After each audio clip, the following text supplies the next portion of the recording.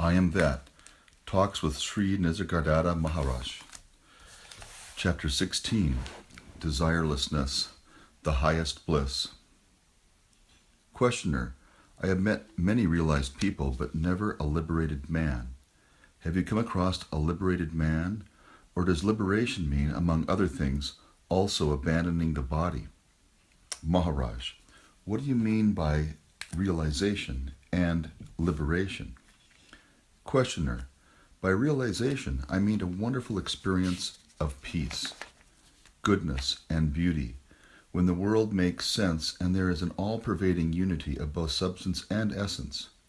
While such experience does not last, it cannot be forgotten. It shines in the mind both as memory and longing. I know what I am talking about, for I have had such experiences. By liberation, I mean to be permanently in that wonderful state. What I am asking is whether liberation is compatible with the survival of the body. Maharaj. What is wrong with the body? Questioner. The body is so weak and short-lived. It creates needs and cravings. It limits one grievously. Maharaj. So what? Let the physical expressions be limited, but liberation is of the self from its false and self-imposed ideas. It is not contained in some particular experience, however glorious. Questioner. Does it last forever? Maharaj. All experience is time-bound.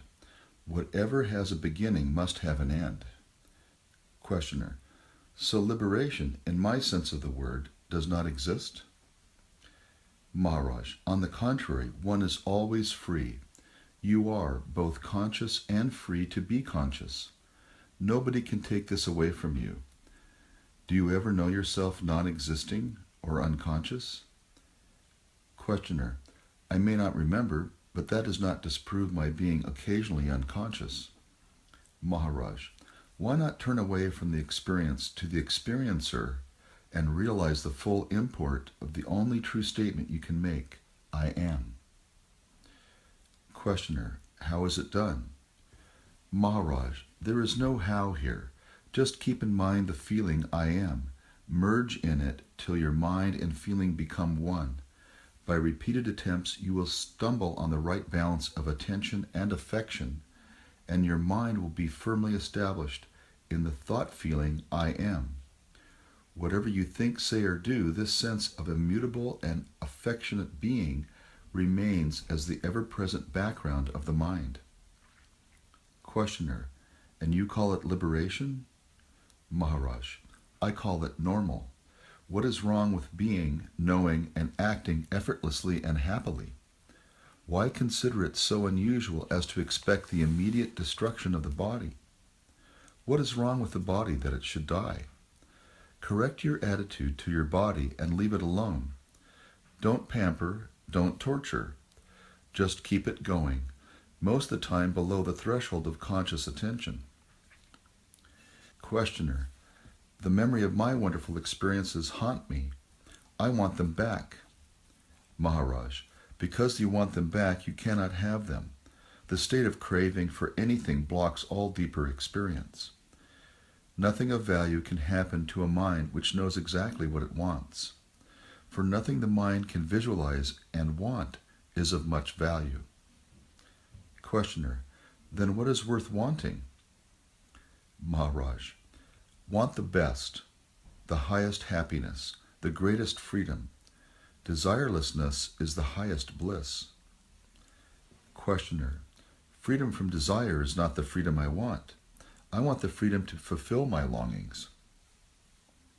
Maharaj. You are free to fulfill your longings. As a matter of fact, you are doing nothing else. Questioner. I try, but there are obstacles which leave me frustrated. Maharaj. Overcome them. Questioner.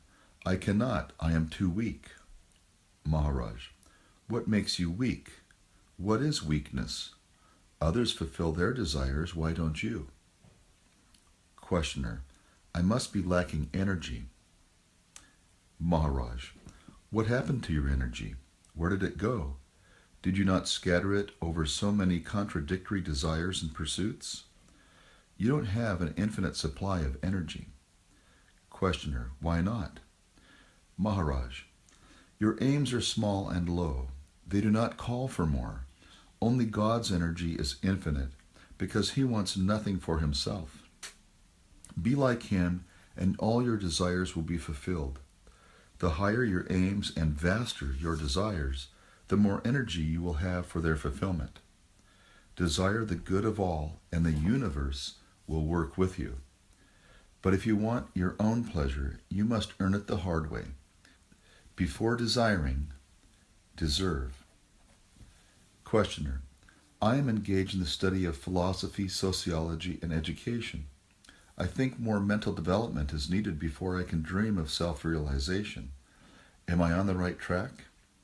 Maharaj, to earn a livelihood, some specialized knowledge is needed. General knowledge develops the mind, no doubt. But if you are going to spend your life in amassing knowledge, you build a wall around yourself. To go beyond the mind, a well-furnished mind is not needed. Questioner, then what is needed? Maharaj, distrust your mind and go beyond. Questioner, what shall I find beyond the mind? Maharaj, the direct experience of being, knowing, and loving. Questioner, how does one go beyond the mind? Maharaj, there are many starting points. They all lead to the same goal. You may begin with selfless work, abandoning the fruits of action. You may then give up thinking and end in giving up all desires. Here, giving up, tyaga, is the operational factor. Or you may not bother about anything you want or think or do and just stay put in the thought and feeling, I am. Focusing I am firmly in your mind. All kinds of experience may come and go. Remain unmoved in the knowledge that all perceivable is transient, and only the I am endures. Questioner, I cannot give my life to such practices. I have my duties to attend to. Maharaj, by all means attend to your duties. Action in which you are not emotionally involved and which is beneficial and does not cause suffering will not bind you. You may be engaged in several directions and work with enormous zest, yet remain inwardly free and quiet with a mirror-like mind which reflects all without being affected. Questioner, is such a state realizable? Maharaj, I would not talk about it if it were not. Why should I engage in fancies? Questioner, everybody quotes scriptures. Maharaj, those who know only scriptures know nothing. To know is to be. I know what I am talking about. It is not from reading or hearsay. Questioner, I am studying Sanskrit under a professor, but really I am only reading scriptures. I am in search of self-realization, and I came to get the needed guidance. Kindly tell me, what am I to do? Maharaj, since you have read the scriptures, why do you ask me? Questioner, the scriptures show the general directions, but the individual needs personal instructions. Maharaj, your own self is your ultimate teacher, Sadguru. The outer teacher, Guru, is merely a milestone. It is only your inner teacher that will walk with you to the goal, for he is the goal.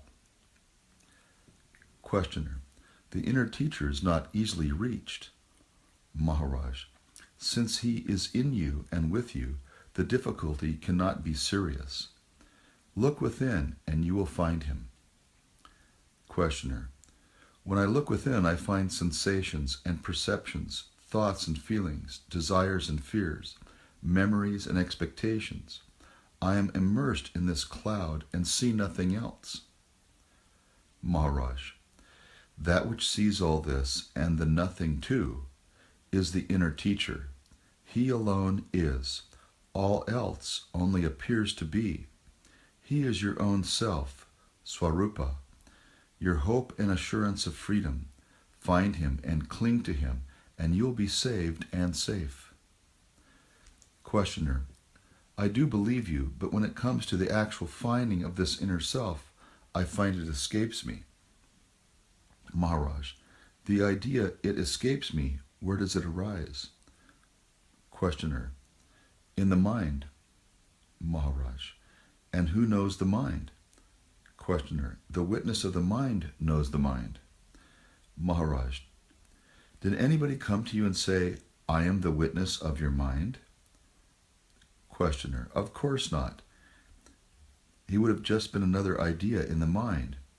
Maharaj: then who then is the witness? Questioner: I am.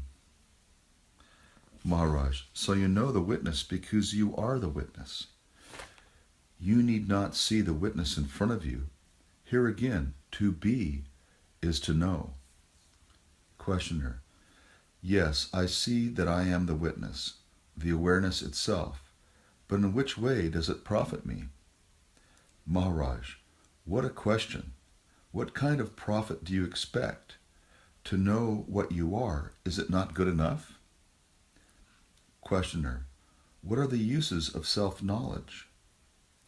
Maharaj: it helps you to understand what you are not and keeps you free from false ideas, desires, and actions. Questioner: if I am the witness only, what do right and wrong mean? Maharaj: what helps you to know yourself is right. What prevents is wrong. To know one's real self is bliss. To forget is sorrow. Questioner: is the witness consciousness the real self? Maharaj: it is a reflection of the real in the mind, buddhi. The real is beyond. The witness is the door through which you pass beyond. Questioner: what is the purpose of meditation? Maharaj: seeing the false as false is meditation. This must go on all the time. Questioner: we are told to meditate regularly. Maharaj: deliberate daily exercise in discrimination between the true and the false and renunciation of the false is meditation. There are many kinds of meditation to begin with, but they all merge finally into one. Questioner: please tell me which road to self-realization is the shortest. Maharaj: no way is short or long, but some people are more in earnest and some are less. I can tell you about myself. I was a simple man, but I trusted my guru. When he told me what he told me to do, I did. He told me to concentrate on I am. I did. He told me that I am beyond all perceivables and conceivables. I believed. I gave him my heart and soul, my entire attention, and the whole of my spare time. I had to work to keep my family alive.